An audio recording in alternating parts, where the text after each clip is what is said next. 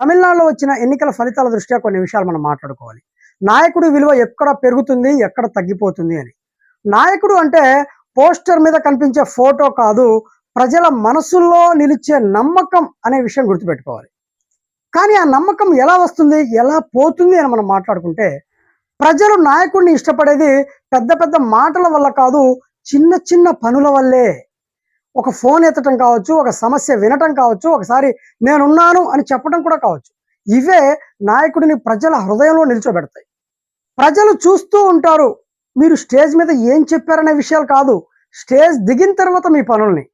మీరు ఎంతమందిని కలిశారో కాదు, ఎవరికి నిజంగా సహాయం చేశారోనని ఇవన్నీ ప్రజలు చూస్తూ ఉంటారు. సోషల్ మీడియాలో ఫోటోలు పెడితే నాయకులు అవటం సులువే, కానీ ప్రజల గుండెల్లో ఫోటో పడాలంటే ఫిల్టర్లు కాదు, ఎమోషనల్ ఫీలింగ్స్ కావాలి. నాయకుడి విలువ పడిపోవటం ఒక్క రోజులో కాదు, చిన్న చిన్న తప్పుల వల్లే ఏదో ఒక రోజు అమాంతం కుప్పకూలిపోతుంది. మాట ఇచ్చి మర్చిపోవటము, ఫోను మెసేజ్లకు రెస్పాండ్ అవ్వకపోవటము, ప్రజల మధ్యలోకి రావటం ఎక్కువైపోయి పలకరింపులు తగ్గిపోవటము, ఇవే నమ్మకాన్ని నెమ్మదిగా దెబ్బతీస్తాయి. నాయకుడు మానుకోవాల్సింది అహంకారం, ఫేక్ ప్రామిసెస్, అవసరం ఉన్నప్పుడు కనిపించకపోవటము, పని కంటే ప్రచారం ఎక్కువ చేయడం, ఇవి మానుకోవాలి. ఇవి గనక ఉంటే పోస్టర్లు పెద్ద పెద్దగా కనిపించవచ్చు, కానీ ప్రజలు మీ మీద చూపించే గౌరవం చాలా చిన్నదైపోతుంది.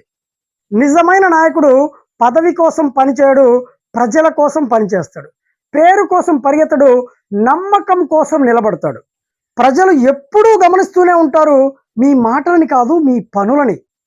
ఎందుకంటే నాయకుడి విలువ పోస్టర్ మీద కాదు, ప్రజల హృదయంలో నిలబడుతుంది కాబట్టి.